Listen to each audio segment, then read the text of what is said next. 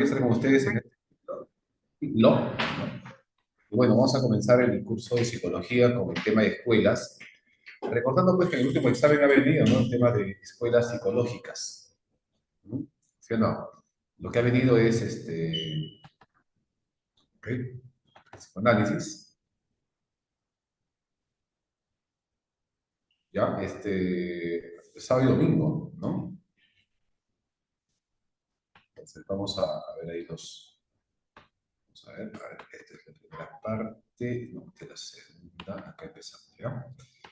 Muy bien, miren, luego de que nuestro amigo Wilhelm Maximilian Wundt, que es considerado el padre de la psicología, eh, fundara el primer laboratorio experimental de psicología allá en Alemania, en Leipzig, en 1879, van a comenzar a aparecer también una serie de teorías de corrientes, sistema de vertientes, que van a plasmar ideas, que van a plasmar fuerza en el estudio creciente del estudio del psiquismo humano y también el psiquismo animal, ¿no? Es así como aparecen las escuelas psicológicas. En la actualidad, pues no hay escuelas, hay enfoques, los enfoques son más flexibles, están ligados a la parte psicoterapéutica, ¿ok? ¿Ya? Pero por eso decimos que es parte de historia, ¿no? De la psicología, el tema de las escuelas. ¿Está bien? Ahora, vamos a ver. Un poquito de la historia para entender cómo es que la psicología se fue convirtiendo en ciencia. La psicología dentro de su historia tiene dos etapas claramente diferenciadas, una etapa precientífica y una etapa científica. La etapa precientífica es la etapa de la especulación acerca del alma, donde aparecen psicólogos y filósofos de cada época, ¿no? Siendo en la época antigua, en la etapa precientífica, el que más sobresale, el máximo exponente considerado el padre de la psicología precientífica, Aristóteles. Aristóteles, mis queridos amiguitos, es considerado el padre de la psicología precientífica. Profe, ¿por qué se le da ese cargo, ese atributo, ese concepto, ¿no? Esa señal de que Aristóteles es el padre de la psicología precientífica? ¿Por qué ese título? Bueno, porque Aristóteles fue el primero que mostró un interés por la psicología del hombre, estudió la memoria, el razonamiento, ¿no? Los pensamientos, etcétera, y lo compendió todo esto en una obra titulada Peripsique, ¿no? Entonces Aristóteles es considerado el padre de la psicología precientífica. Entonces en esta etapa aparecen psicólogos y filósofos de cada época. ¿Está bien? En la época antigua, en la época medieval, ¿no? Ahí está Agustín, Tomás de Aquino. En la época moderna aparece la figura de Descartes, la figura de Kant, el empirismo de Hume, etcétera, ¿no? Y bueno, pues hasta dar lugar a la fundación del primer laboratorio de psicología en Alemania en 1879 con Wilhelm Maximilian Wundt, que es considerado el padre de la psicología científica. Wilhelm Wundt era un profesor que en su laboratorio de física y fisiología comenzó a realizar experimentos, ¿no? De carácter psicológico, evaluando la conciencia, entendiendo que conciencia es la experiencia inmediata, es decir, todo lo que pasa por tu mente en este momento es en la conciencia, ¿ok? ¿Ya? Pero lo que el estructuralismo de Guth y luego de Tischner querían conocer eran los elementos de la mente, o sea, ¿de qué está hecho la mente? Como te pregunto, por ejemplo, chicos, ¿de qué está hecho una laptop? ¿De qué está hecho una laptop? Y tú me dices, profe, pues tiene pantalla, ¿no? Teclado, disco duro, memoria, ahí está aluminio, ¿no? ¿Sí o no? Claro. Y yo te pregunto, por ejemplo, chicos, ¿cómo se prepara, a ver, un arroz con un ceviche? A ver, de qué está hecho un ceviche? ¿De qué está compuesto el plato de cevichón? Pescado, ¿qué más? ¿Qué más encuentras ahí? Limón, ajinomoto, pimienta, sal, canchita, choclito, camotito, bullito, ¿no? ¿Sí o no? Su ají limo. Es decir, los ingredientes, en este caso, de un plato de comida. Pescado, limón, ají, ajo, sal, camote, papachón. Muy bien, claro. Es decir, estamos fragmentando un elemento, no un objeto en sus partes, en sus elementos. Eso es lo que justamente querían hacer los estructuralistas, fragmentar en este caso la mente a sus partes, conocer de qué está hecho la mente, la conciencia, cuáles son los elementos o los átomos que componen la mente, entendiendo por mente, por conciencia, la experiencia inmediata, es decir, todo lo que pasa por tu mente en este momento. ¿Está bien? Entonces, para ello, esta escuela utiliza el método de la introspección. Introspección. La palabra intro significa adentro y expección significa conocimiento, observación, auscultación. Es decir, utilizaron la introspección analítica, pero era una introspección no que yo me observo, sino que dentro de esa propia observación habían aparatos médicos que medían el cambio en mi temperatura, en mi respiración, mi presión arterial. Por ejemplo, ¿ustedes se acuerdan de esta prueba del polígrafo? La, la prueba de la verdad de Beto Ortiz, bueno, de Beto Ortiz, ¿ya? ¿Recuerdan? ¿No? Es un polígrafo que mide, pues, los cambios en tu respiración, en tu ritmo cardíaco, en tu presión arterial. Aparte de estos aparatos médicos que también utilizaban los estructuralistas, utilizaban, por ejemplo, galvanómetros, cronoscopios, para medir la velocidad de respuesta frente a un estímulo. Entonces, los estructuralistas entienden que la mente o la conciencia es tu experiencia inmediata. Todo lo que pasa por tu mente en este momento es la conciencia. Y ellos se preocupan por saber de qué está hecho, qué elementos consta la mente o la conciencia. Y para ello utilizaron estos aparatos, ¿ok? Estos aparatos que se le llamó introspección analítica. Y a partir de este método, de este trabajo de los aparatos, los estructuralistas que se preocuparon por conocer los elementos de la mente afirman que la mente está formada por 30.000 átomos mentales. Y estos átomos mentales son de tres tipos. ¿Ok? Pero este método te ayuda a descubrir la verdad al 100%. Recuerden que ningún método es 100%. A ver, ninguna teoría es 100% segura. Tiene muchísimo grado de verdad, pero no es absoluta. Si fuese absoluta sería dogmática y la ciencia no puede ser dogmática. Dogmática es la religión, pues, ¿no? Entonces toda ciencia, como dice Karl Popper, debe tener dentro de ella la posibilidad de ser falsada, refutada, rechazada. ¿Se dan cuenta, no? Entonces, claro, esta es una teoría de carácter psicológico, pero ligado más que todo a la parte fisiológica, a la parte experimental. Es que el estructuralismo le da el estatus de ciencia a la psicología, porque antes de esto eran simplemente especulaciones o eran experimentos de carácter fisiológico, pero no era un estudio mental. Y Gunn marca justamente el hito estudiando la mente y la conciencia de manera experimental con aparatos médicos. Entendiendo que la mente está formada por 30.000 átomos mentales y los átomos mentales son de tres tipos: imágenes, sensaciones y afectos o sentimientos. Por ejemplo, ¿qué es lo que pasa por tu mente ahorita? ¿Qué estás pensando, recordando, imaginando? Ya, esas son las imágenes. ¿Ok? ¿Qué captas? ¿Qué captas? ¿Qué conoces en este momento? Lo que ves, lo que escuchas, lo que huele, lo que palpas, son sensaciones. ¿Y cómo te sientes? ¿Estás contento, triste, aburrido, apático? Ya, esos son afectos. La conciencia consiste en esos tres elementos que ocurren en este momento, en el aquí y en el ahora.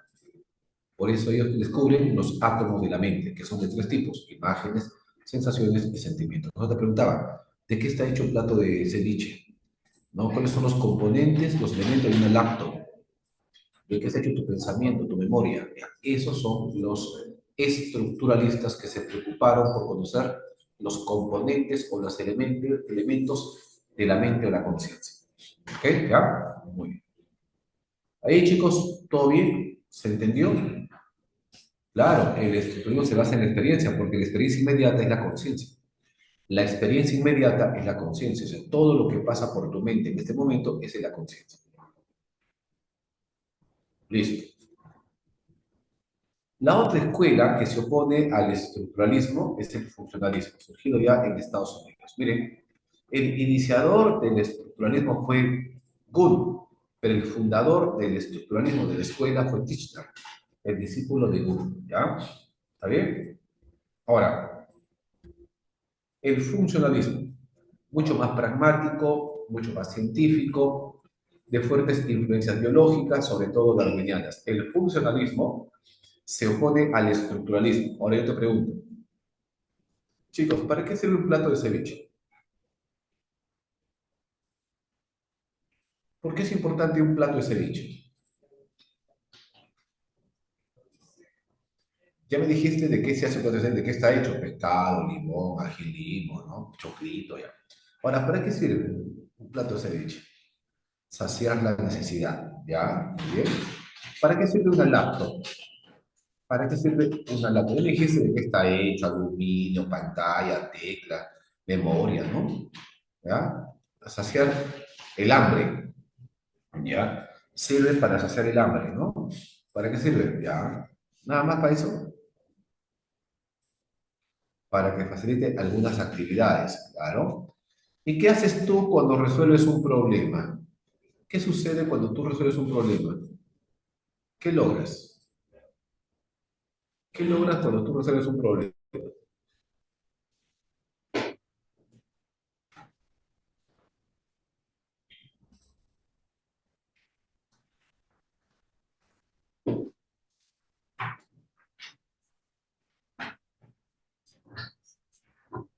Un aprendizaje, ¿ya? Cuando tú resuelves un problema, te adaptas, te adaptas, claro, la seguridad es parte de la adaptación. Para resolver un problema, te adaptas a tu entorno. ¿Por qué? Porque para el funcionalismo es importante conocer la mente para adaptarnos, para utilizar estos conocimientos para resolver problemas cotidianos de nuestra vida diaria y no tanto simplemente para conocer sus elementos. ¿Por qué? Porque ¿de qué sirve saber si la mente tiene o no tiene átomos mentales? ¿Para qué sirve?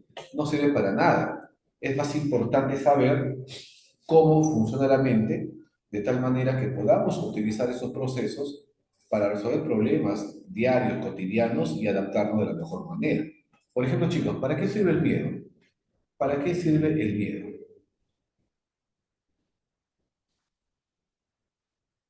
¿Para qué sirve el miedo? Protegerlo del peligro. Muy bien. ¿Y para qué sirve la ira?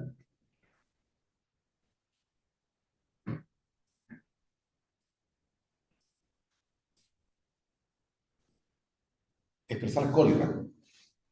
Un poquito más profundo que sea para expresar cólera, porque expresar cólera, ya sí, en algo, pero algo más pragmático, aparte de expresar cólera.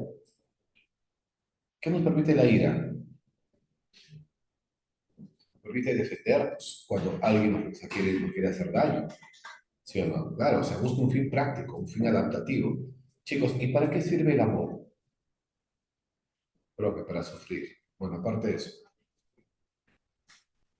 Para procrear, claro, ¿no? Claro, ese es el objetivo. Entonces, los funcionalistas se van a preocupar en estudiar la mente para poder utilizar estos procesos en nuestro beneficio, para enfrentarnos a problemas diarios, cotidianos, resolverlos y adaptarnos al entorno. Eso es más importante, más que saber si la mente tiene o no tiene una estructura. O sea, no es importante saber si la mente tiene o no tiene átomos mentales, sino cómo funciona para poder utilizar esos procesos en resolver problemas de nuestra vida cotidiana y adaptarnos de la mejor manera. ¿Bien? Ya, eso es justamente el objetivo del funcionalismo. Estudiar la mente, los fines, propósitos de la mente en busca de su adaptación. Chicos, ¿para qué sirve la percepción?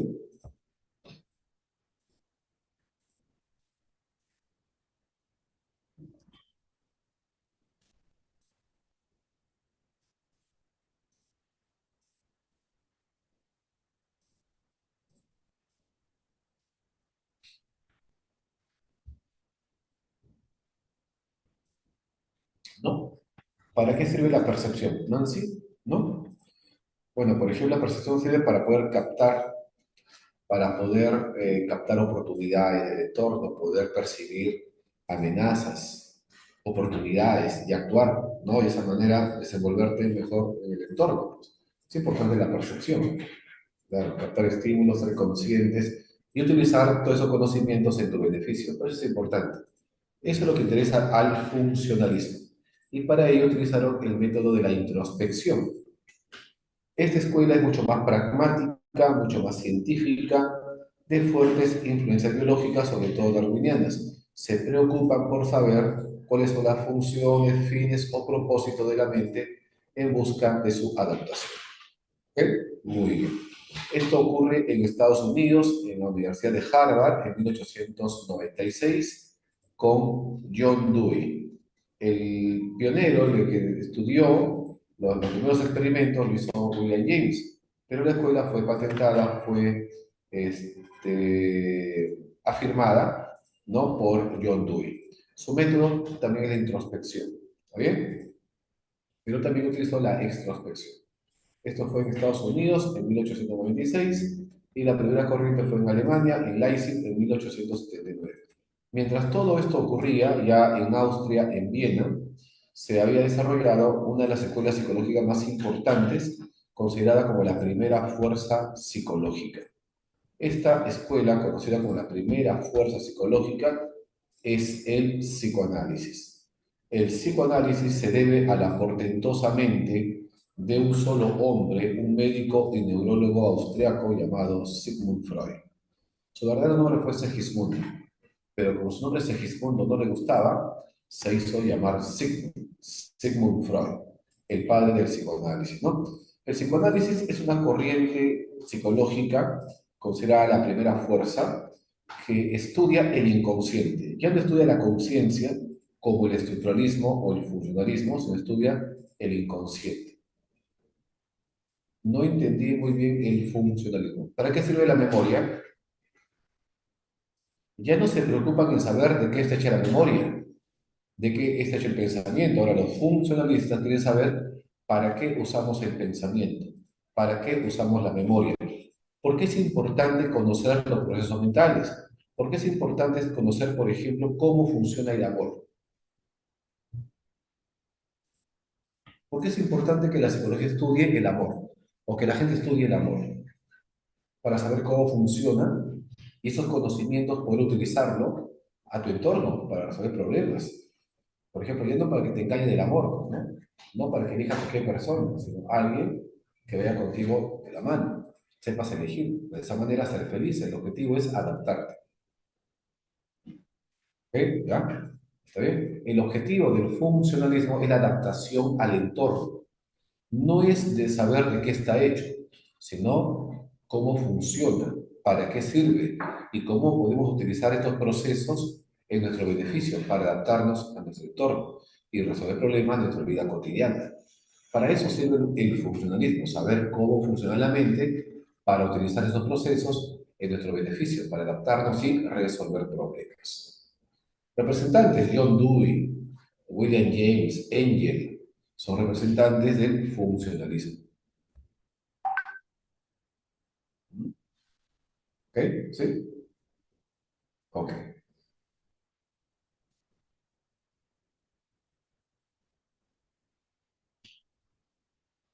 Listo. Ahora, el psicoanálisis ya no estudia la conciencia, sino estudia el nivel profundo de la mente, o sea, el inconsciente. El objetivo del psicoanálisis es estudiar el inconsciente. ¿Para qué? Para poder hacer consciente lo inconsciente. Su objetivo es hacer consciente lo inconsciente, porque muchas veces la mayoría de conductas que hacemos no sabemos por qué lo hacemos. ¿Por qué, por ejemplo, te compras un libro y nunca terminas de leerlo? ¿No? ¿Por qué siempre abandonas lo que comienzas? ¿Por qué siempre que estás con alguien te engañan? No sabes, ¿no? Simplemente sucede, ¿no? Claro, es que esa explicación está en tu inconsciente. ¿Por qué sueñas, por ejemplo, que matas a tu mamá? No, profe, no quiero matar a mi mamá, yo no quiero, claro, conscientemente lo quieres, pero si tú sueñas porque inconscientemente deseas matar a tu madre, o sea, no conscientemente, pero en tu inconsciente hay fuertes impulsos, tendencias que desean la muerte de tu madre. Claro, pero es inconsciente, conscientemente no. Para Freud, entonces, el inconsciente es la parte que impulsa nuestros actos. Toda conducta tiene una motivación en el inconsciente y de ahí actúa, presionando a que la persona haga algo que no sabe por qué lo hace. Bueno, la parálisis se debe a estrés, ¿ya? Se debe al estrés, la parálisis se debe a estrés. Se manifiesta en síntomas físicos. ¿Claro? Hay mucha preocupación, mucha tensión que desencadena en una sintomatología física. Eso es la parálisis de sueño, claro, por estrés. Entonces, toda conducta, ¿ok? Está motivada por fuerzas inconscientes. Y esta fuerza inconsciente es de naturaleza sexual. Entonces, para Freud, el objeto de estudio de la psicología es el inconsciente. Este inconsciente tiene una naturaleza sexual. Entonces, el conductismo, perdón, el estructuralismo estudia la conciencia en sus elementos básicos. El funcionalismo estudia las funciones de la mente en busca de su adaptación. Y el psicoanálisis estudia el inconsciente, porque en el inconsciente están todas las respuestas, todas las tendencias. ¿Ah? Y el método que va a permitir el estudio del inconsciente es la asociación libre. ¿En qué consiste la asociación libre? En decir lo primero que se te ocurre, lo primero que te viene a la mente cuando escuchas algo.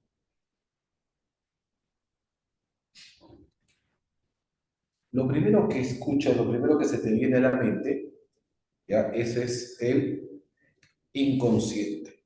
Si tú lo piensas, lo analizas, lo reflexionas, ya no es tu consciente, ya no es tu inconsciente, es tu consciente. O sea, entonces, a este método que consiste en decir lo primero que se te ocurre, decir lo primero que te viene a la mente, ese es el inconsciente. Ese método se llama la asociación libre. Así podemos llegar a conocer el inconsciente. El inconsciente se manifiesta en los sueños, en los actos fallidos, en los actos sintomáticos. Ahí se manifiesta el inconsciente. Entonces Freud va a comparar la mente como si fuese un iceberg, un bloque de hielo, en la cual la puntita del iceberg es el consciente, la parte intermedia del iceberg es el preconsciente y la parte profunda, la parte desconocida, el inconsciente. No es que a veces, casi siempre, no eres consciente de lo que dices. Para Freud, la mayor parte de nuestra conducta es inconsciente. Lo hacemos sin saber por qué, sin darnos cuenta, en piloto automático.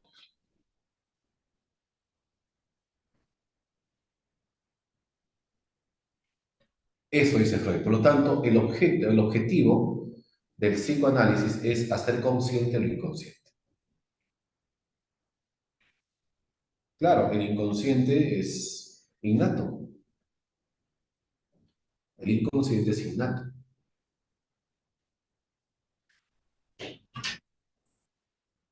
¿Ya? Preconsciente, para Freud nuestra mente está formada por tres espacios: consciente, preconsciente e inconsciente. El consciente es la parte externa, la parte visible. El preconsciente es la parte intermedia, es la parte que contiene todos los recuerdos que hemos vivido, pero que hemos olvidado, pero que con esfuerzo se pueden hacer conscientes. ¿Ok? Eso es el preconsciente. En tanto que el inconsciente es la parte profunda, la parte desconocida de la mente, la parte a la cual no tenemos acceso. Y como no tenemos acceso, pensamos que no existe. ¿Se dan cuenta? ¿Ya? Ese es justamente el inconsciente. Entonces, el objeto de estudio, vamos a ver, regresar un poquito, el objeto de estudio del estructuralismo es conocer los elementos de la mente. El objeto de estudio del funcionalismo es saber cómo funciona la mente para poder resolver problemas cotidianos de nuestra vida diaria y adaptarnos de la mejor manera. El estudio del psicoanálisis es el inconsciente, porque toda conducta tiene una base, está impulsada por impulsos que están en tu inconsciente. ¿Ok? Muchas veces actuamos sin saber por qué actuamos. Por lo tanto, el objeto de estudio, no, el objetivo, perdón, del psicoanálisis es hacer consciente lo inconsciente. ¿Está bien? Entonces, la mente para Freud tiene tres niveles: consciente, preconsciente e inconsciente. Consciente, la parte externa, la parte que mostramos; el preconsciente, la parte intermedia, que contiene todos los recuerdos que has vivido pero que has olvidado; y la parte profunda, la parte desconocida, el inconsciente. Y es justamente en esta parte inconsciente donde se dirige el psicoanálisis, a estudiar el inconsciente. Hasta ahí, chicos, ¿alguna preguntita, alguna duda, alguna consulta hasta ahí? Su método es la asociación libre, ¿ya? De ideas.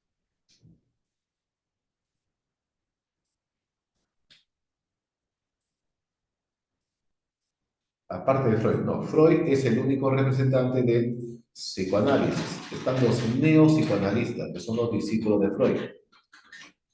Por ejemplo, Adler, Alfred Adler, es un neopsicoanalista.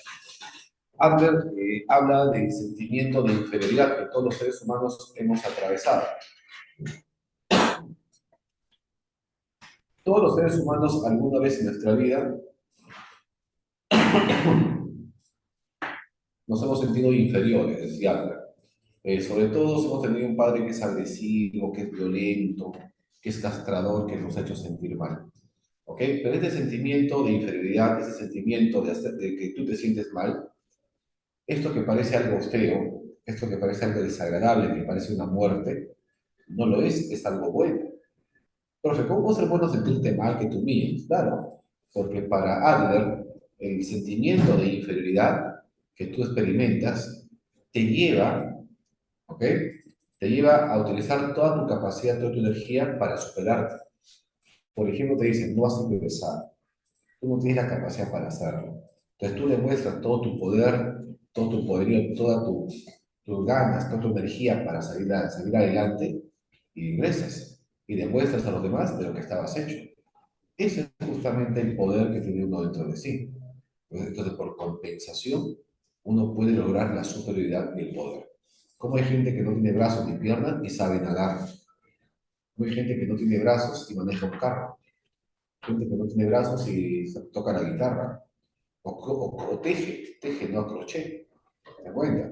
Es que el ser humano ha compensado esa deficiencia, lo ha compensado hacia otra actividad que indica superioridad. Entonces, aquí Adler, si vemos los conceptos de Adler, tiene que ver con el humanismo. Entonces, Adler es considerado uno de los precursores del humanismo. ¿Ya? Entonces, Adler habla del el sentimiento de inferioridad. Otro neopsicoanalista es Jung. Jung habla del inconsciente colectivo. Freud habló del inconsciente personal, imágenes que has vivido pero que has reprimido. Jung habla del inconsciente colectivo, imágenes comunes a toda la especie humana. Así como ciertas características del cuerpo se van heredando, se van transmitiendo de generación en generación, la mente inconsciente también se hereda. Por eso que todos los seres humanos tenemos los mismos problemas, los mismos sueños, los mismos pensamientos, porque estamos hechos de lo mismo, son experiencias que se han transmitido de generación en generación. Por ejemplo, todo el mundo sueña lo mismo. Sueña que corre, alguien te persigue, no avanzas. Sueñas con el mar, sueñas que vuelas o que caes, o que te has muerto, son sueños comunes. ¿No? Y también cómo es posible que tú sueñes con personas que nunca has visto, o con lugares que nunca has visitado. ¿Cómo es posible eso? Ah, es que tus antepasados han estado en ese lugar y te los han transmitido genéticamente. Esas experiencias que están en tu inconsciente son los arquetipos. Son las imágenes primordiales comunes a todo el especie humano. Los arquetipos. Este es el inconsciente colectivo que habla Jung. Y Freud habló del inconsciente personal. Entonces, para el psicoanálisis, el objeto de estudio es el inconsciente. Y para Freud, su naturaleza es sexual. Pero para los neopsicoanalistas no solamente sexual, también social, cultural, ¿no? Profe, la fuerza de voluntad lo soluciona por completo. ¿Soluciona qué cosa? La fuerza de voluntad, ¿qué soluciona? Todo.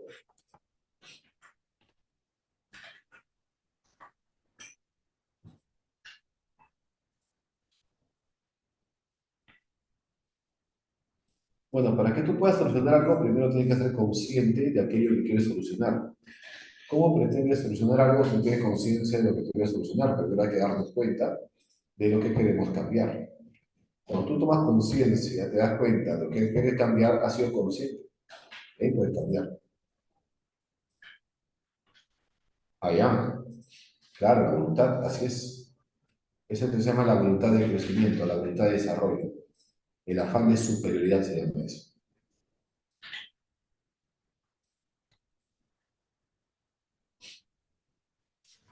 Ahora, la otra escuela se llama reflexología.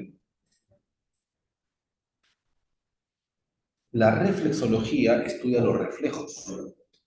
¿Qué son los reflejos? Los reflejos son respuestas automáticas. incondicionadas, no aprendidas. Estas respuestas incondicionadas existen, tienen una base biológica en el cerebro. El cerebro al funcionar, ¿ok? Va a crear comportamientos automáticos, reflejos. El cerebro funciona en base a dos mecanismos antagónicos de excitación e inhibición. A veces el organismo se activa, a veces el organismo se inhibe. Bueno, estos procesos antagónicos están en el cerebro. Primero nacemos con conductas automáticas reflejas y luego esos reflejos se pueden aprender, pueden pasar a ser aprendidos. ¿Ok? Entonces, cuando uno de estos reflejos que eran innatos se convierten en condicionados, en aprendido, estamos aprendiendo, pues. Entonces, la base de la conducta de los hábitos se encuentra en el cerebro, en la actividad nerviosa superior. Por eso es que la reflexología estudia el cerebro, la actividad nerviosa superior.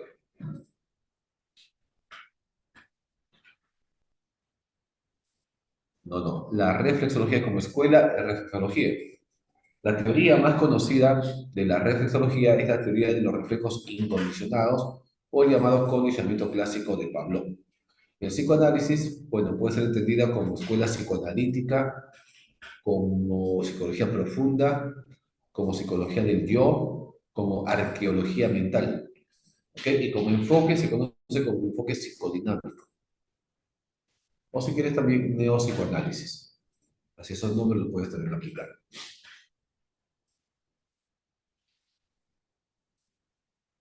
¿Ya? Muy bien. Chicos, ¿hasta ahí alguna preguntita? ¿Dudas? ¿Consultas?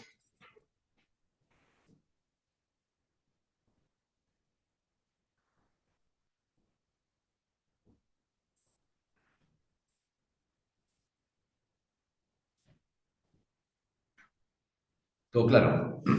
Muy bien.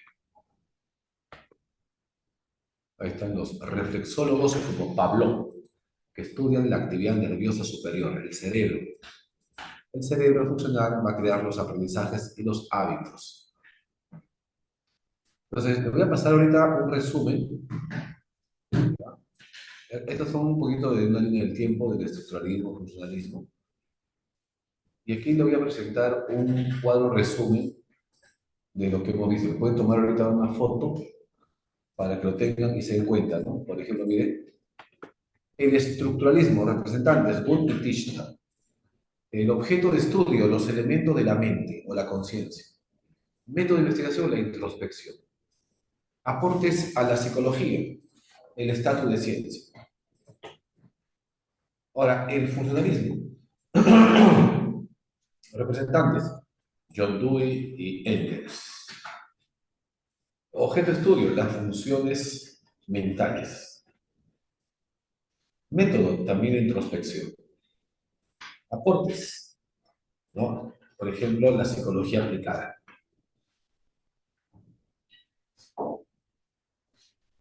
Siguiente, psicoanálisis. Representantes, Freud, Adler, Jung. Objeto de estudio, el inconsciente. Método, la asociación libre. Aportes, bueno, la psicoterapia, la teoría de la personalidad, hay varios, ¿no? Varios aportes.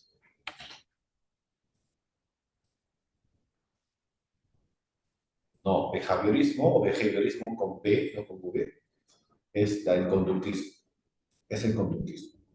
¿Eh? La reflexología se le conoce como la teoría de los reflejos condicionados. Sí, acá está, ¿no? A ver, reflexología, representantes, Bechtelet, pero sobre todo Pavlov. Objeto de estudio, la actividad nerviosa superior, el cerebro. Método experimental. Objeto de estudio, aportes, el estudio de los reflejos condicionados, la teoría, ¿no? Del aprendizaje por condicionamiento clásico. Ese es el aporte de esta teoría. ¿Ok? Esto sería, chicos, la primera partecita, la primera parte. Vamos ahora a compartir la segunda parte, ¿no?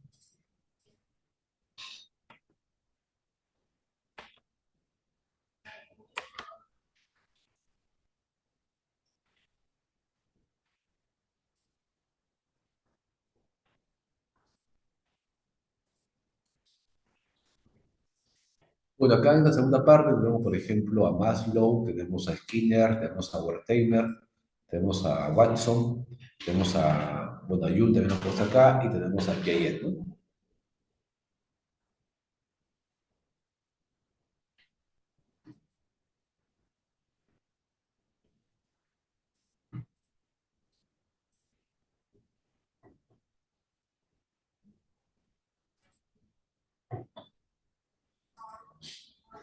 Listo.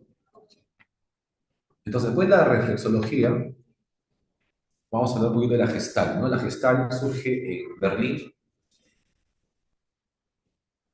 Berlín, en Alemania, más o menos en 1912. El máximo exponente de la Gestalt es Max Wertheimer.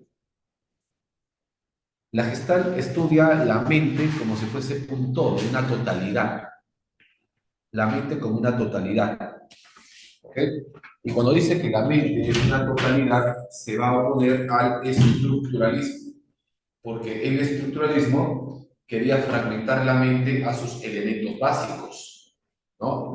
El estructuralismo estudia la mente en sus elementos básicos, los átomos mentales. En tanto, que la Gestalt dice que es imposible fragmentar la mente a sus elementos básicos, porque la mente es un todo, es una totalidad. Y el todo es mucho más que la suma de sus partes, porque la mente no es un producto que está quieto esperando ser estudiado. La mente es un proceso, es un continuo fluir, en la cual el todo es mucho más que la suma de sus partes. Chicos, para ustedes, ¿qué significa que el todo es mucho más que la suma de sus partes?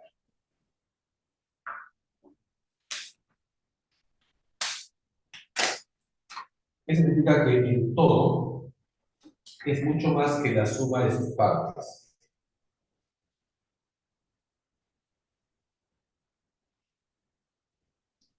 ¿Qué cosa quiere decir esa frasecita, no? El todo es mucho más que la suma de sus partes.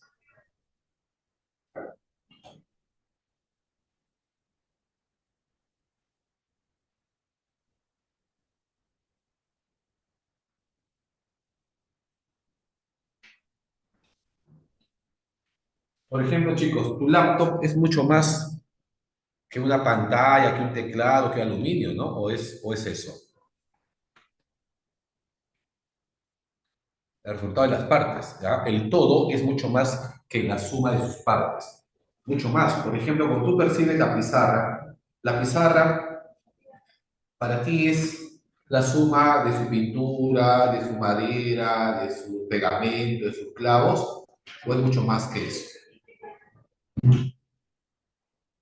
Es mucho más. ¿Y qué es mucho más? ¿Qué más es eso? Porque cuando tú percibes, ¿ok? Como tú percibes, no solamente percibes el objeto, ¿sí o no? No solamente percibes el objeto,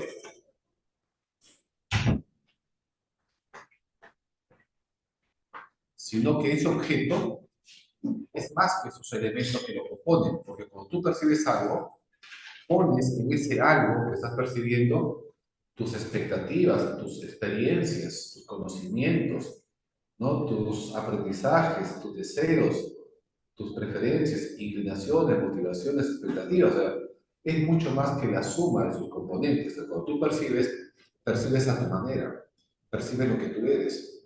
Por lo tanto, la mente no es simplemente la suma de sus elementos, es mucho más que eso. Entonces, tratar de fragmentar la mente a sus elementos básicos es imposible. Y de esta manera, la Gestalt se opone al estructuralismo, afirmando que la mente es mucho más que la suma de sus partes. ¿De acuerdo? Afirmando que la mente es una totalidad y que es imposible ser estudiada en sus componentes. De esta manera, la Gestalt estudia la mente como un todo, oponiéndose al estructuralismo. Su método de investigación es el método experimental, pero sobre todo se basó en el estudio de la percepción. ¿Ok? Y la Gestalt va a sistematizar toda una serie de principios perceptuales, como la ley de figura y fondo, la ley de agrupación, la ley de movimiento, la ley, por ejemplo, de la constancia perceptual, en fin, ¿ya? Entonces, la Gestalt que estudia la mente como una totalidad, como un todo, y es imposible fragmentar la mente a sus elementos básicos. De esta manera, la Gestalt se opone al estructuralismo. Ahora, mientras esto ocurría, en Estados Unidos surge la segunda fuerza psicológica. La primera fuerza psicológica es el psicoanálisis, que estudia el inconsciente, formado, ¿no?, fundado por Freud, Sigmund Freud. Ahora, el conductismo, llamado también behaviorismo, el fenómeno phi es un movimiento aparente. Es un movimiento aparente con fuentes luminosas. Es como que un foquito se prende y se apaga rápidamente, dando la impresión de que es un movimiento. Por ejemplo, las luces de Navidad, los letreros de neón, las marquesinas de los circos, los teatros. Parece que una lucecita se pasea por todos los focos, pero en realidad no se está moviendo, simplemente se prende y se apaga. Como se prende y se apaga tan rápidamente, esa sucesión rápida de prenderse y apagarse engaña a la retina, y la retina, ¿no?, capta como que se mueve, y nuestra mente lo interpreta como un movimiento. Ese movimiento aparente con fuentes luminosas se llama fenómeno. Y ese movimiento aparente con imágenes se llama estroboscopio. Por ejemplo, el cine, que da la impresión que unas imágenes están moviendo, un personaje salta, explota por acá, pero en realidad nada se mueve, simplemente son fotografías que aparecen una tras de otra. Pero como sucede a una velocidad tan rápido, la mente le crea la percepción del movimiento. Cuando ese movimiento aparente con fuentes luminosas se llama fenómeno Fichte, con imágenes se llama estroboscopio. Estos son los principios estudiados también por la Gestalt.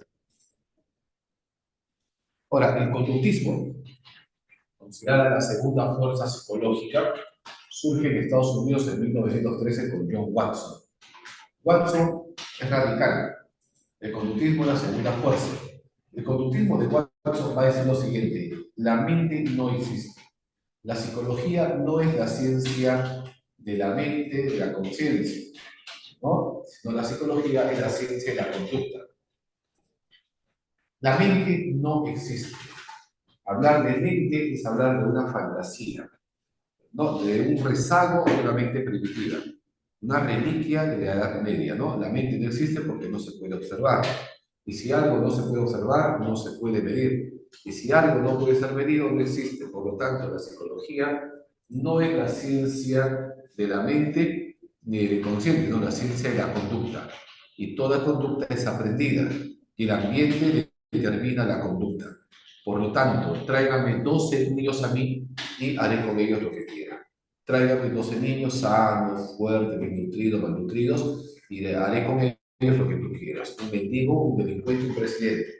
Le cambio el ambiente y le cambio la vida. Toda conducta es aprendida y el ambiente es determinante. El ambiente determina la conducta. Entonces, John Watson se opone a la psicología mentalista, afirmando que la mente no existe, que la psicología es la ciencia de la conducta.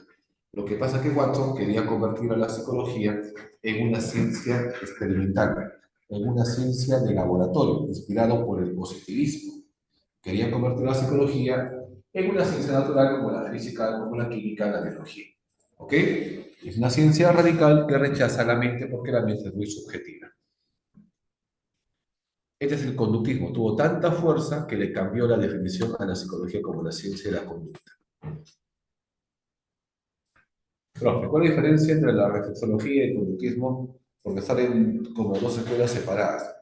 El conductismo se basó en la reflexología. La reflexología estudia el sistema nervioso central, el cerebro. Es un estudio fisiológico la reflexología. Dice que las respuestas incondicionales a los reflejos tienen su base en el cerebro. Por lo tanto, hay que estudiar cómo funciona el cerebro para poder saber cómo es que se van adquiriendo los hábitos y los aprendizajes. Y para ello estudia la actividad nerviosa superior. Utiliza el método experimental para estudiar el cerebro, el sistema nervioso central. En cambio, el conductismo es una escuela que usa el método experimental para estudiar la conducta. Y la conducta se estudia por medio de sus consecuencias, ¿no? Por ejemplo, acá, el famoso experimento del pequeño Albert es un experimento de Watson con un niño de 11 meses que lo va a condicionar para que tenga miedo a una rata blanca. ¿Se da cuenta? O sea, Watson, siguiendo los principios de Pablo, condiciona a un niño de 9 meses para crearle una fobia.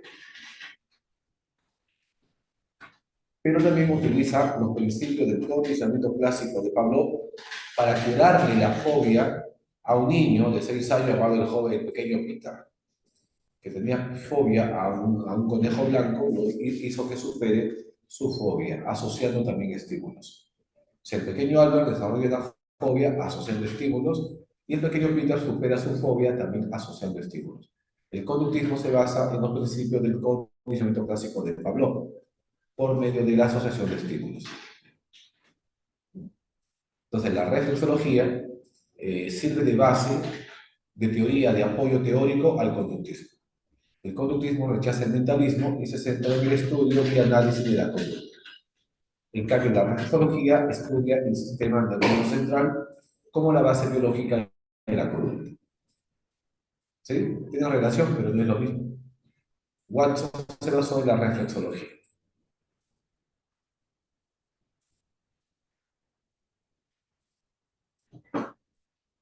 ¿Sí? ¿Preguntas, dudas, consultas?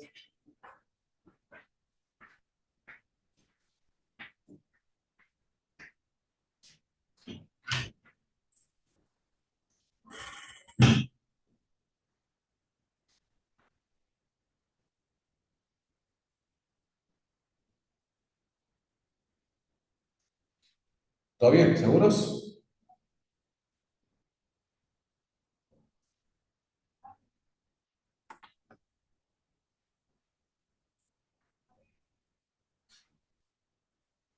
Listo. Acá está Watson, ¿no? O el pequeño Albert, condicionado para que tenga miedo a una rata blanca. Y luego anteriormente veíamos la imagen del pequeño Peter, donde Mary Cooper Jones, orientada por Watson, va a ayudar al pequeño Peter para que supere su fobia al conejo blanco. ¿Cómo lo hace? Asociando estímulos. O sea, el conductismo se basó en la teoría reflexológica de Pablo.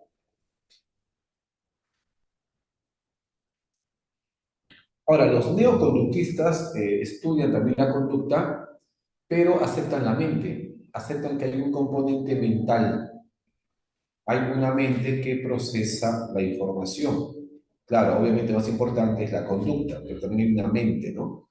En este caso, aquí aparece varios psicólogos, pero uno de los más, de repente, más radicales, incluso más radical que Watson, es Skinner, Burroughs Frederick Skinner, ¿no? Que él desarrolla esta teoría llamada condicionamiento operante, en la cual dice que uno aprende por las consecuencias que recibe la conducta. Esta consecuencia puede ser un refuerzo o puede ser un castigo. Refuerzo es toda consecuencia que aumenta o que mantiene la conducta operante. Y castigo es toda consecuencia que debilita o desaparece una conducta operante. Por lo tanto, dice Skinner, hay que reforzar conductas que uno quiere mantener y hay que castigar conductas que uno quiere eliminar. Entonces, para Skinner, la mente tampoco existe. Aunque no lo niega, porque Skinner dice, hay una mente, pero la mente es una caja negra. Y la mente no sirve. Para poder comprender y cambiar la conducta, la mente no existe, porque es una caja negra. La conducta se cambia por sus consecuencias, refuerzo, castigo. Eso es lo que dice Skinner, que es parte del neoconductismo.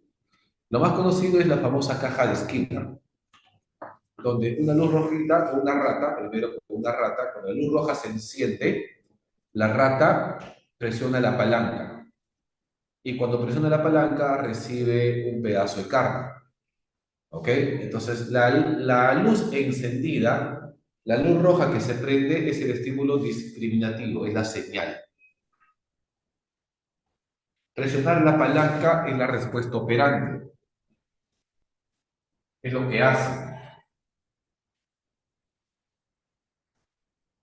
¿Sí? Y cuando recibe un pedazo de comida, esa es la consecuencia, el refuerzo. Entonces, la rata va a aprender a tocar la palanca porque es reforzada. ¿Se acuerdan? Igual con la paloma. Cuando la paloma, por ejemplo, presiona o picotea la ficha, esa ficha que está ahí, la paloma picotea esa ficha, recibe un poco de comida, ¿no? Entonces, el animalito entiende que la ficha la tiene que presionar para que reciba comida. Entonces, presiona la ficha, le dan comida. Está siendo reforzada. La conducta de picar la ficha va a seguir porque es reforzada. Y así. Entonces, para Skinner, una conducta se presenta porque es reforzada o se debilita porque es castigada. Entonces, para Skinner, el aprendizaje se produce por las consecuencias que recibe la conducta.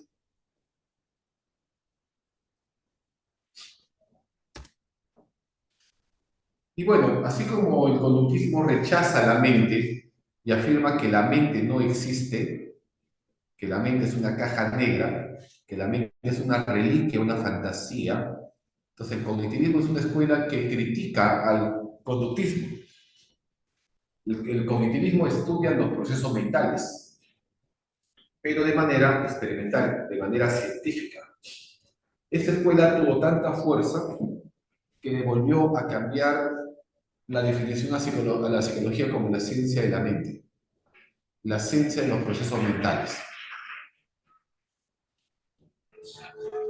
Entonces, el cognitivismo, chicos, estudia los procesos mentales, pero de manera experimental, de manera científica. Y los cognitivistas comparan a la mente humana como si fuese una computadora.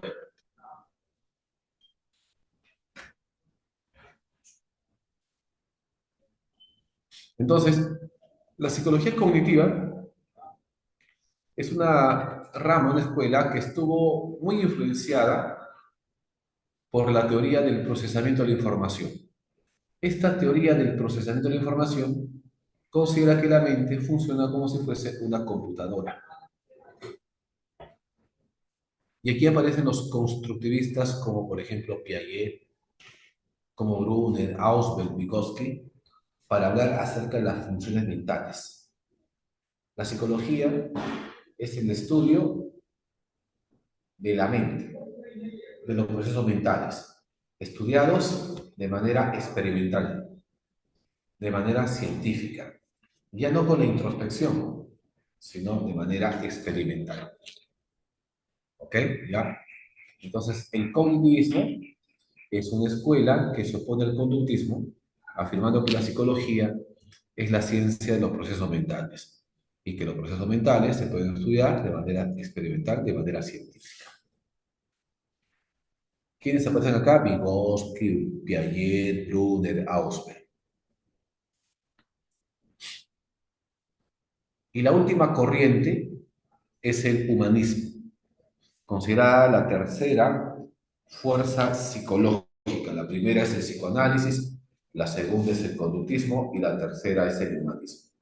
Considerada la tercera fuerza psicológica. Se opone al psicoanálisis porque dice que lo más importante de la vida del hombre no está en el pasado, cuando eras niño, sino en el presente, en el aquí y en el ahora. Y que tu pasado no te determina. ¿Ok? Y se opone al conductismo porque dice que el ser humano no es un reactor automático de estímulo, sino que en el ser humano existe una fuerte necesidad de compensación, de crecimiento y desarrollo. ¿Sí? Entonces, el humanismo está representado por Abraham Maslow. Su teoría, ¿no?, más conocida es la teoría de los reflejos, pero la teoría de la jerarquía de las necesidades humanas. Es su teoría más conocida, la teoría de la jerarquía de las necesidades humanas, donde el ser humano va satisfaciendo sus necesidades desde las más urgentes, las más prioritarias, hacia de menor jerarquía que la autorrealización. ¿Así? ¿Ok? Entonces Maslow es uno de los fundadores del humanismo y otro máximo exponente es Carl Rogers. Su teoría de la terapia centrada en la persona. Y también nos habla de la congruencia, ¿no? Pregunta que vino en San Marquitos el día de ayer. La congruencia entre el yo real y el yo ideal, ¿no? Eso favorece la adaptación del hombre. Entonces, el humanismo quiere engrandecer vidas, quiere que el hombre alcance su máximo potencial, que todo hombre se desarrolle, que el hombre no esté limitado por su pasado, sino por sus decisiones en el aquí y en el ahora.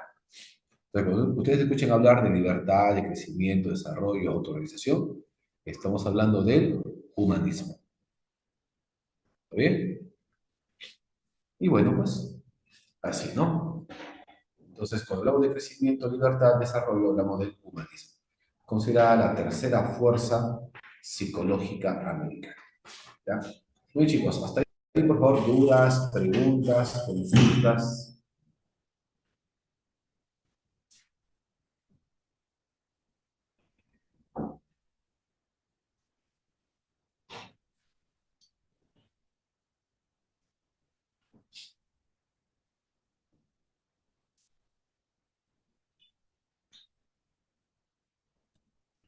El reforzamiento es la consecuencia que tú recibes y que esa consecuencia va a hacer que tu conducta siga, se mantenga.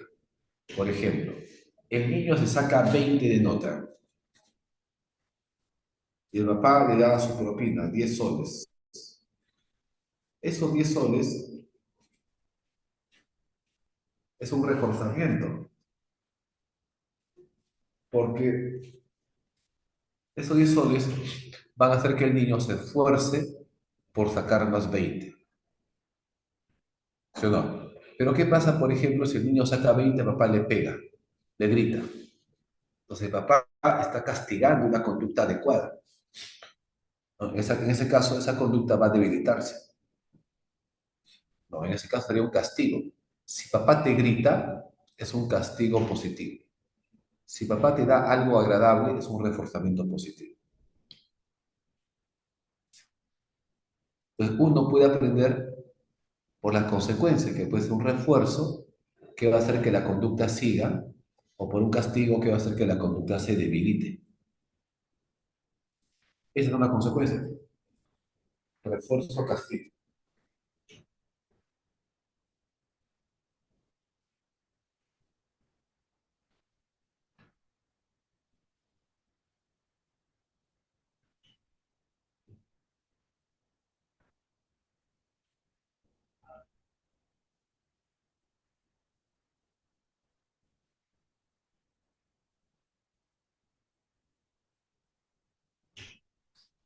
¿Sí? Muy bien. ¿Listo? ¿Algo más, chicos? Pregunten, por favor. Tenemos tiempo. Voy a compartir aquí el material, las preguntas. Pregunten más, chicos. No problem.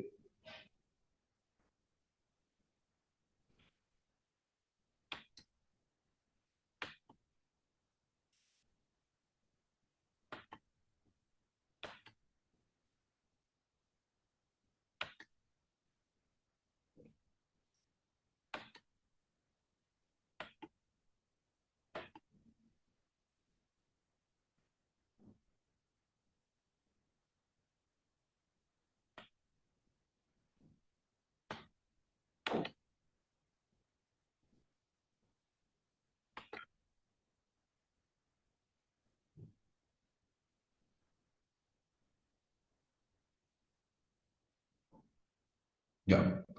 Listo. Vamos a la primera preguntita. Ya, vamos a ver. Dice, durante una sesión en clase, el profesor expone que según la psicología estructuralista, la conciencia puede descomponerse en sus componentes más simples. Los estudiantes deben identificar los tres elementos fundamentales que componen la conciencia.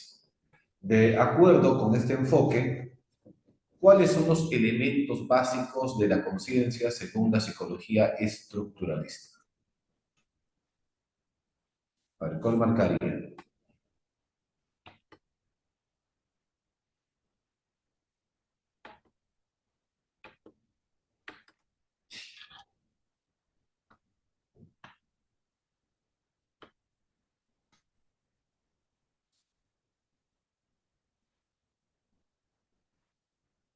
Uno, clave, beso. Claro, muy bien. Uno, beso, ¿no? Excelente. Uno, beso. Muy bien. Sensaciones, imágenes y afectos o sentimientos, ¿no? Pregunta dos. Sí, uno, beso.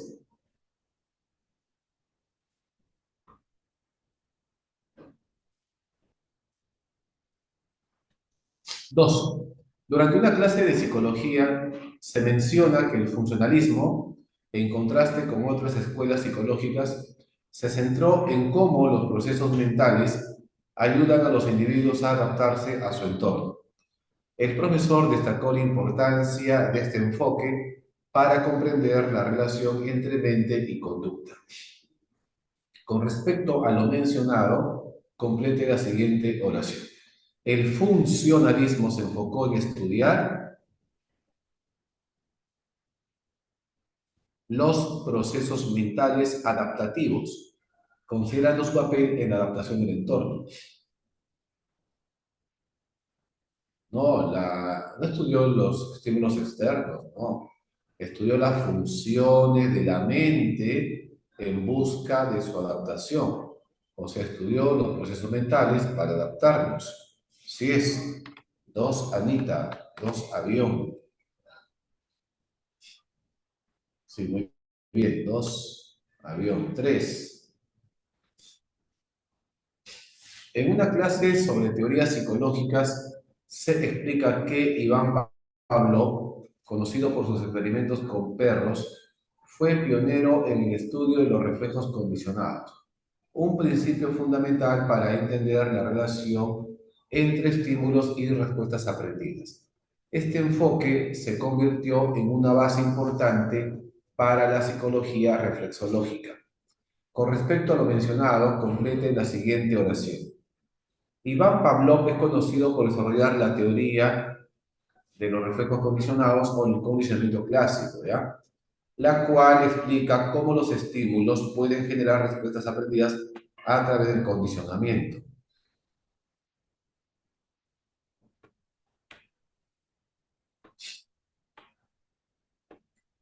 La B, ¿no? Como los reflejos condicionados, la teoría de los reflejos condicionados de Pavlov.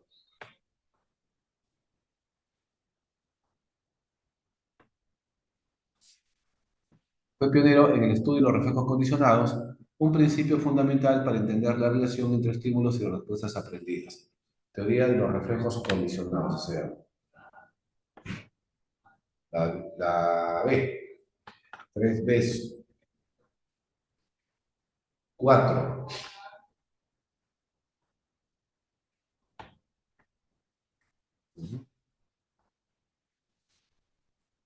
En un experimento donde se estudia la relación entre estímulos externos y respuestas fisiológicas automáticas, se plantea que la reflexología está influenciada por descubrimientos de la fisiología. Completa la oración. El estudio de la reflexología permitió demostrar que, como dices, Carlos Joshua, uno beso, dos avión, por adaptativo, tres beso, sí, uno beso, dos avión, tres beso, así es. Cuatro, a ver, cuatro, vamos a ver, cuatro. Cuatro, cuatro,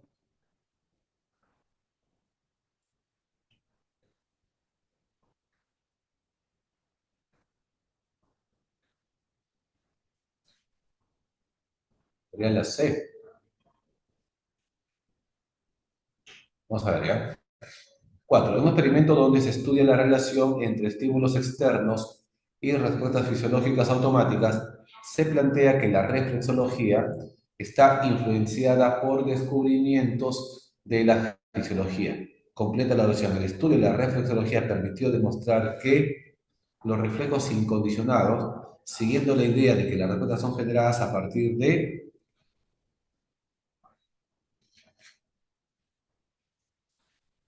la excitación cortical, procesos antagónicos de excitación e inhibición.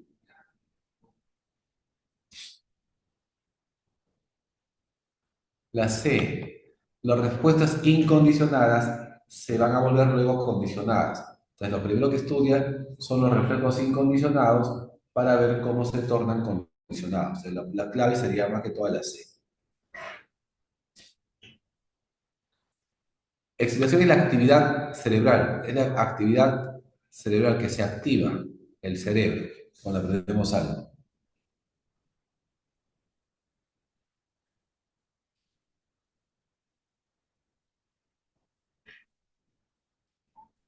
¿Ah? A ver, vamos a ver. En el marco de la investigación sobre la relación entre estímulos ambientales y conducta observable, John Watson planteó que el conductismo debía rechazar el uso de la introspección. Completa la oración. Watson argumentaba que la psicología debía enfocarse exclusivamente en la conducta observable o los comportamientos medibles, ¿ya? Excluyendo, o sea, sacando, rechazando cualquier método basado en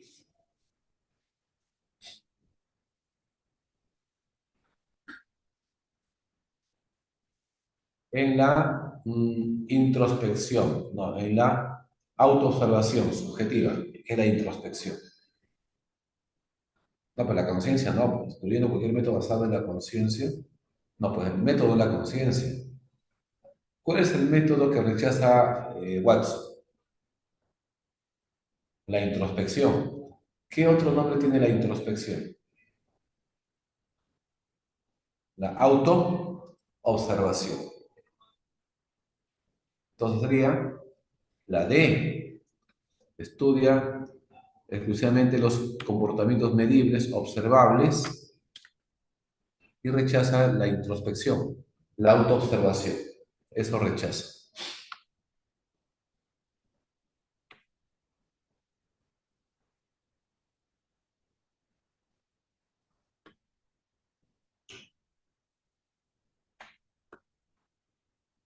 A ver, la 6. Chicos, un ratito, a ver, la 6 ya, voy marcando la 6. Un ratito.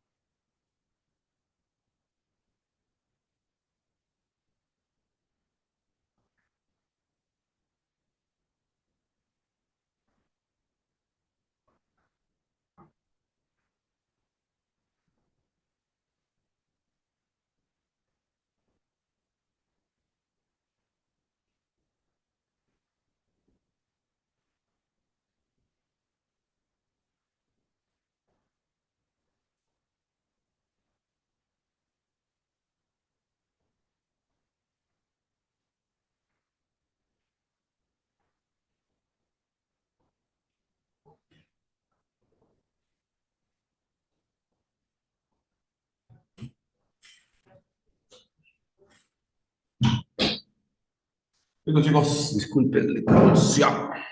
Ahora sí, que marcamos 6 avión, 6 Anita la huerfanita, ¿no?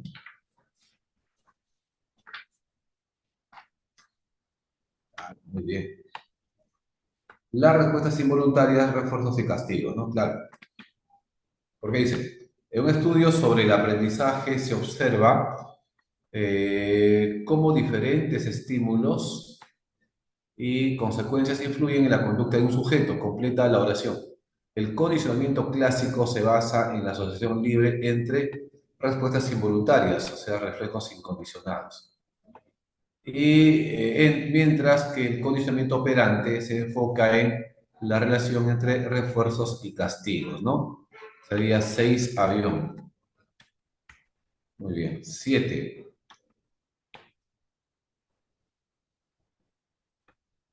En el contexto de un análisis de comportamiento, los investigadores del conductismo insisten en la importancia de medir solo lo que puede observarse objetivamente, ¿no? Completa la oración.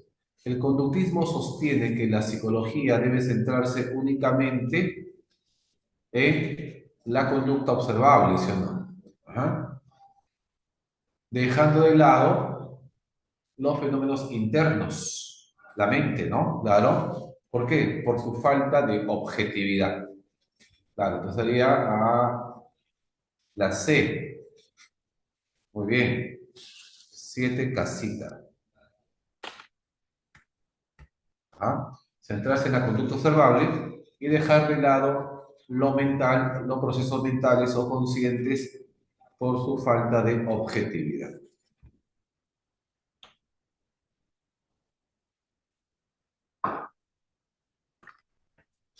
8. Un paciente comienza un proceso de análisis psicoanalítico con múltiples sueños recurrentes.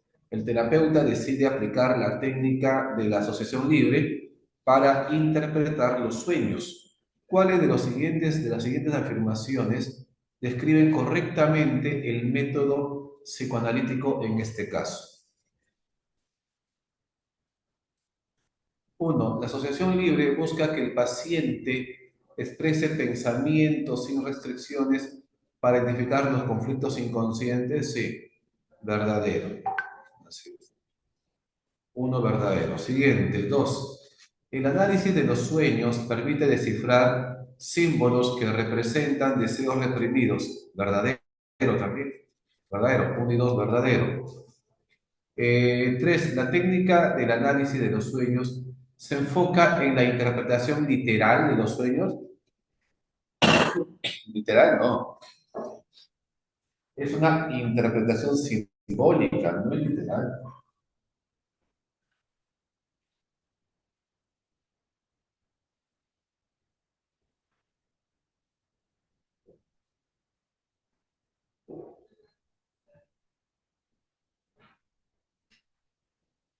¿Ya?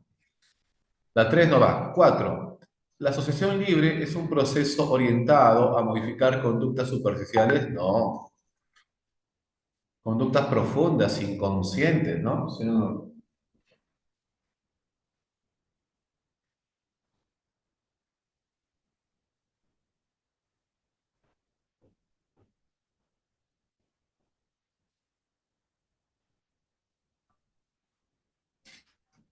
¿Muy bien? Muy bien, chicos. Clavecita, clavecita, Ochoa, 8.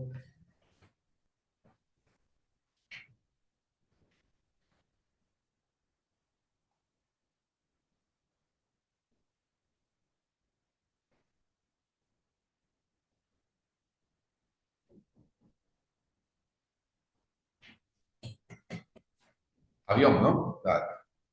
8, avioncito. Muy bien.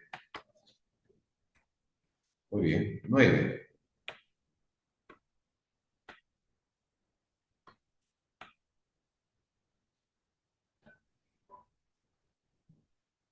Un paciente en terapia psicoanalítica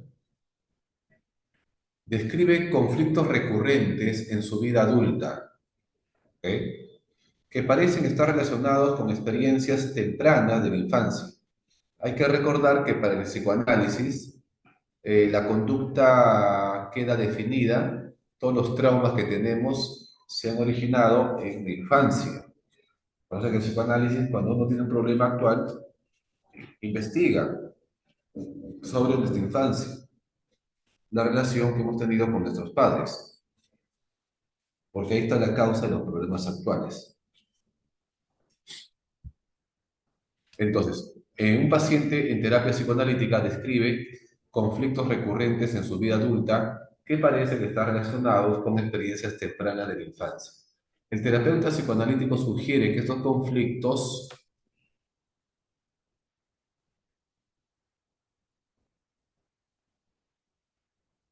podrían estar ligados a una fijación en una de las etapas. Los traumas que se desarrollan en la infancia, Freud los llama fijación, ¿ya? Podrían estar ligados a una fijación en una de las etapas del desarrollo psicosexual. Por ejemplo, si el niño no supera su etapa oral, tendrá una fijación oral. Y de adultos va a otras conductas como, por ejemplo, comer en exceso, fumar en exceso, tomar en exceso, hablar en exceso, ¿no? Así, esa es una fijación oral. Entonces, podrían estar ligados a una fijación en una de las etapas del desarrollo psicosexual, propuesta por Freud. ¿Cuáles de los siguientes enunciados describen correctamente aspectos de esta teoría freudiana? Uno, el desarrollo psicosexual implica etapas en las que la energía libidinal se concentra en distintas zonas erógenas del cuerpo. Claro, la zona oral en la boca, la zona anal en el ano, la etapa fálica en el pene, clítoris. Así es, entonces sí es verdadero, uno verdadero. ¿Ya? Dos, la fijación es una etapa psicosexual es una etapa psicosexual, puede generar problemas de personalidad en la vida adulta. Claro, sí, verdadero, puede generar problemas en la vida adulta. La fijación es un trauma y puede generar problemas en la vida adulta. Tres, la etapa fálica es crucial para el desarrollo de la identidad de género y el complejo de Edipo. Claro, en la etapa fálica, si el niño no supera su etapa fálica, se hace homosexual o lesbiana. Por lo tanto, la etapa fálica es crucial para el desarrollo de la identidad de género y el complejo de Edipo. Así es, verdura,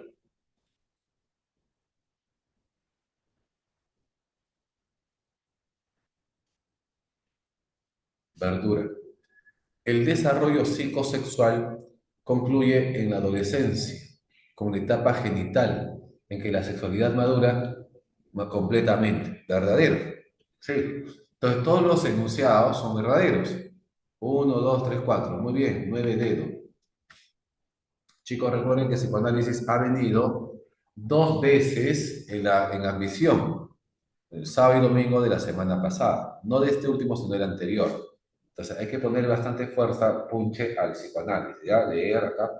Voy a mandarle pues en un momentito, terminado de la clase, el PPT que hemos visto acá, para que usted lo pueda repasar. Ya, pregunta 10, ¿no?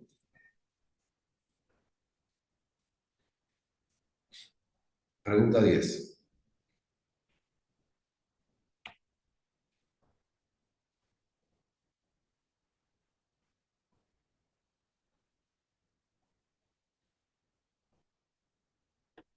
Ya. En un grupo de terapia, varios pacientes relatan conflictos sobre su identidad personal y su relación con los demás. El terapeuta, siguiendo un enfoque neopsicoanalítico, destaca la importancia del desarrollo del yo y la influencia del entorno social en la personalidad.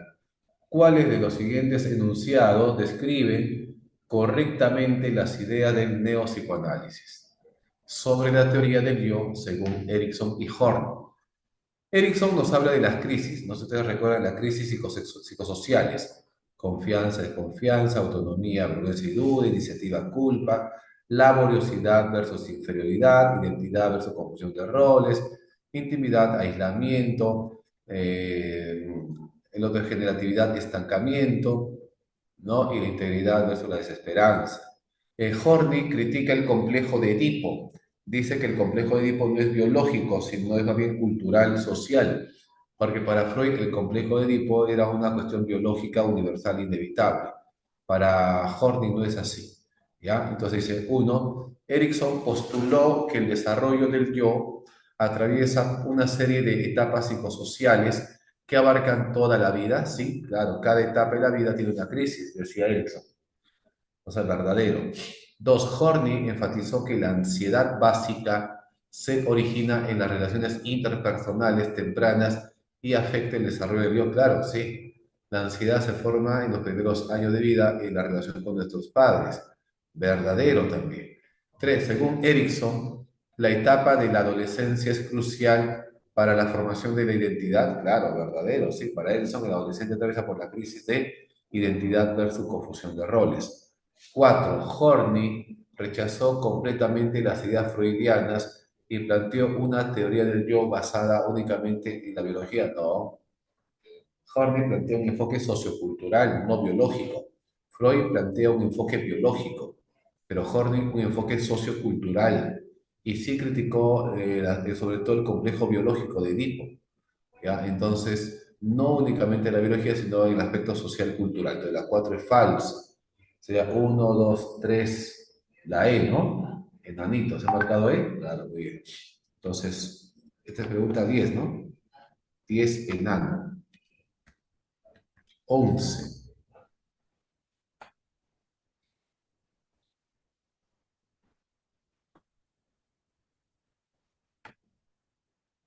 A ver, 11 por parte, ¿eh?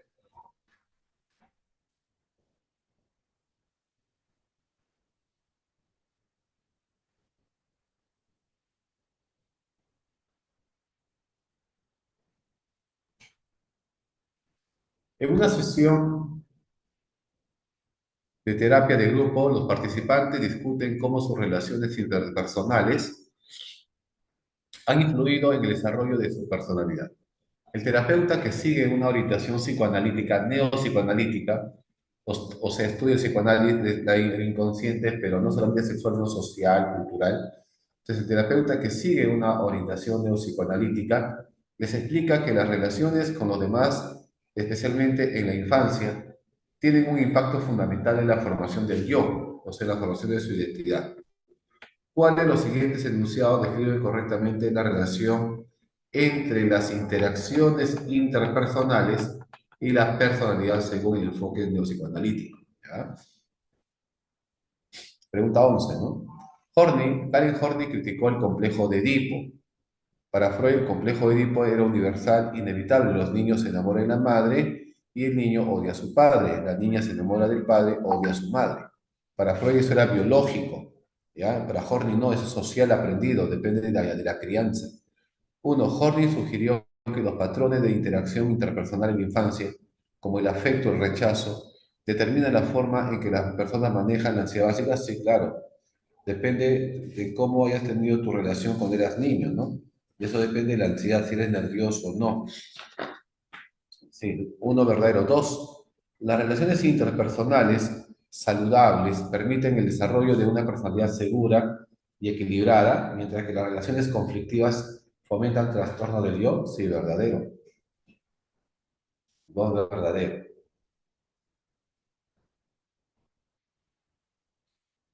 Tres, según Sullivan, las relaciones interpersonales son la clave para el desarrollo de la personalidad y la fuente principal de conflictos psicológicos. Claro, sí, las relaciones interpersonales en la infancia son la clave para el desarrollo posterior de la personalidad.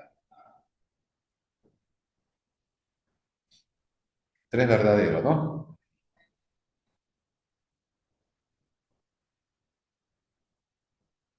Y dice el cuatro, el enfoque neopsicoanalítico afirma que las experiencias tempranas son las únicas que determinan la estructura de la personalidad adulta. No, no son las únicas experiencias. Hay más, ¿ya? También determinan tu vida actual también, ¿no? No solamente la infancia.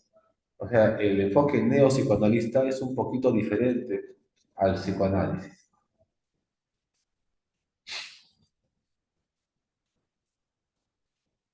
Entonces, las únicas experiencias no son la infancia, ¿ya? También la adolescencia, ¿no? También pueden marcar nuestra vida. Entonces, uno, 2, 3, hay clave. La 11, ¿no? 11 veces. 12.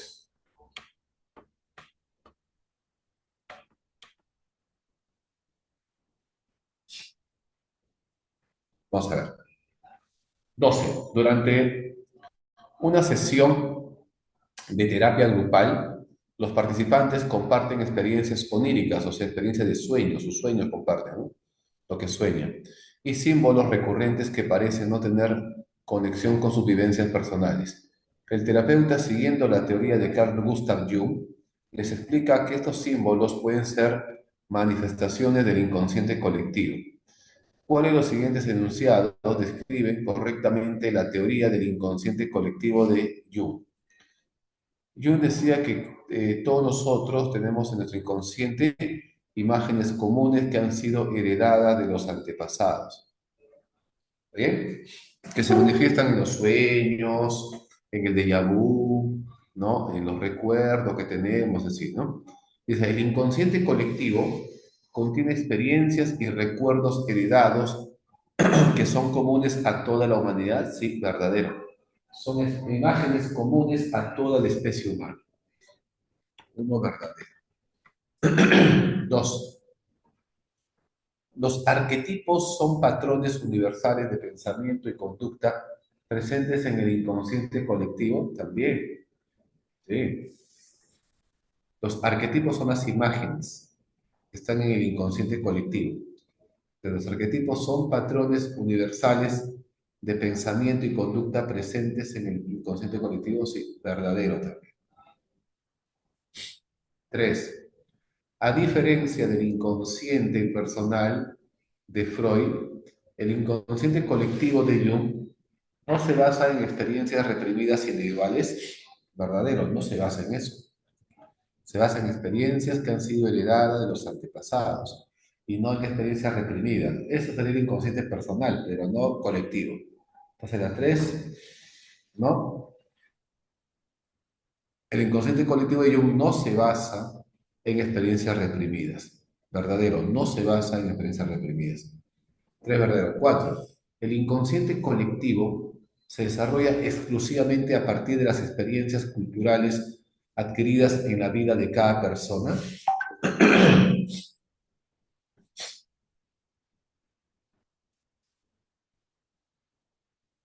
No, se van heredando. No es algo que hayas vivido, es algo que en la cual ya nacemos, heredado de los antepasados. Ese es el inconsciente colectivo. No se desarrolla en las experiencias, nacemos, porque son imágenes comunes a la especie humana que hemos heredado. Clave, la B, uno, 2, 3. Clave beso, 12 beso, 13.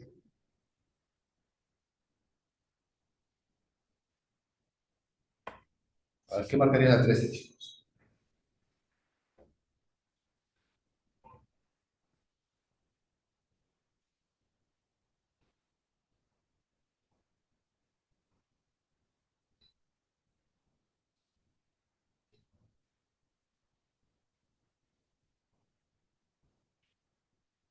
¿Cuál marcaría la 13?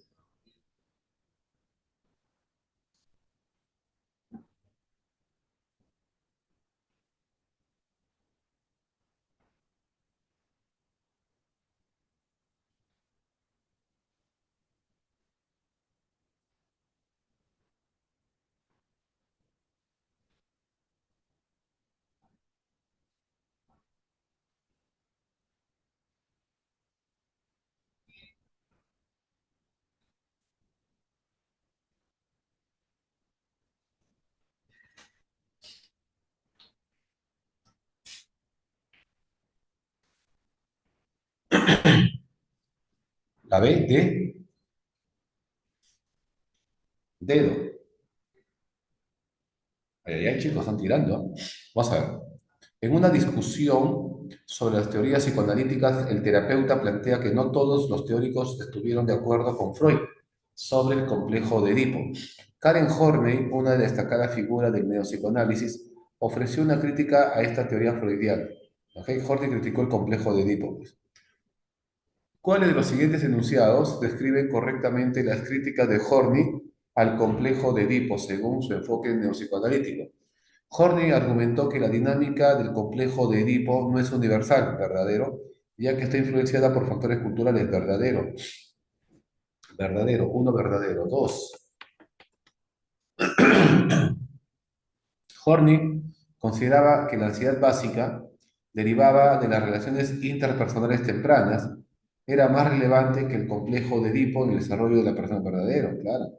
Las relaciones interpersonales tempranas marcan nuestra vida, son más importantes que el complejo de Edipo, verdadero.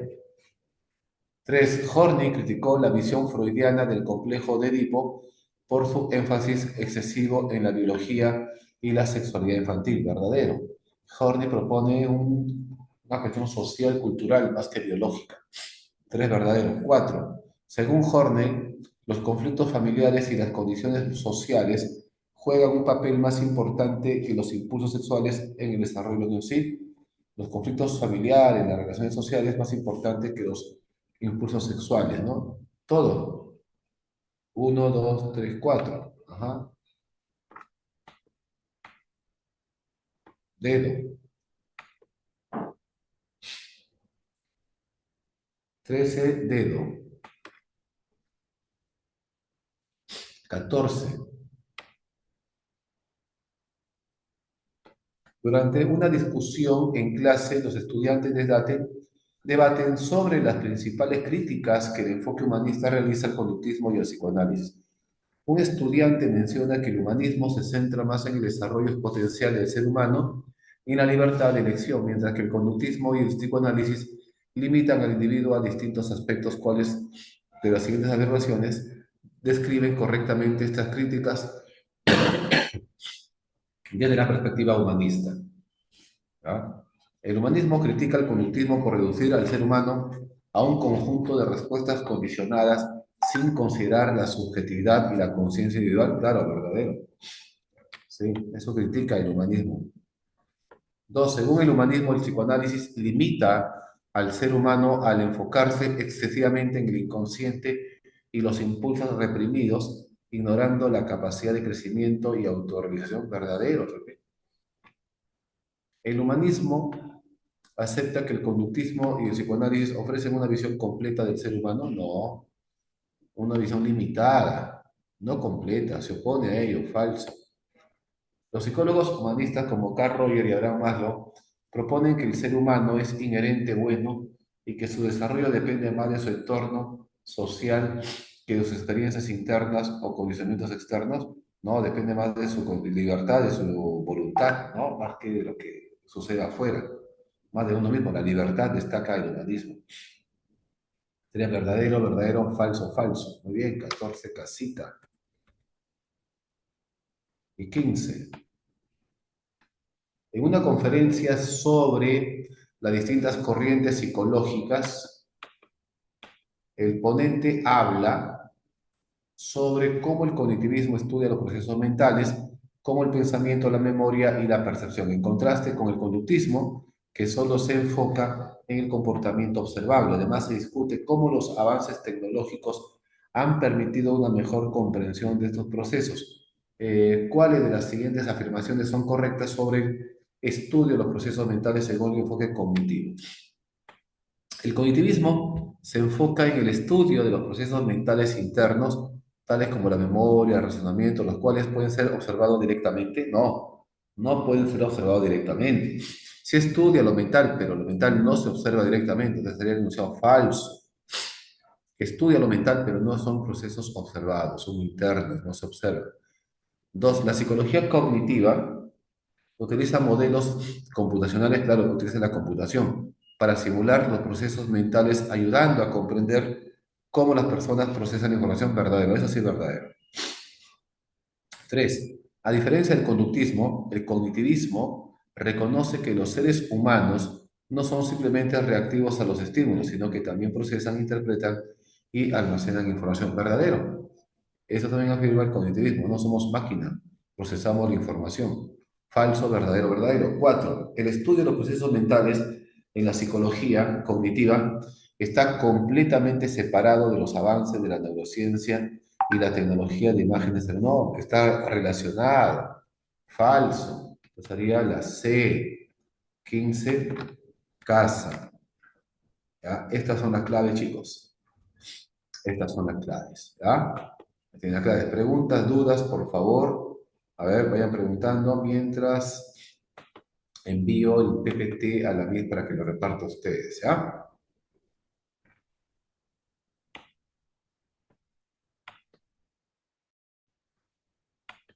A ver, vamos a ver.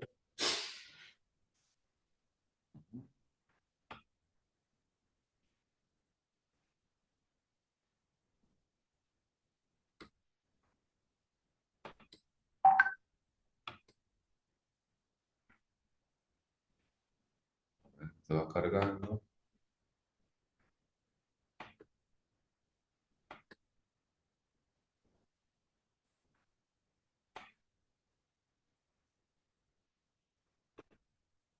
Listo. Listo, chicos.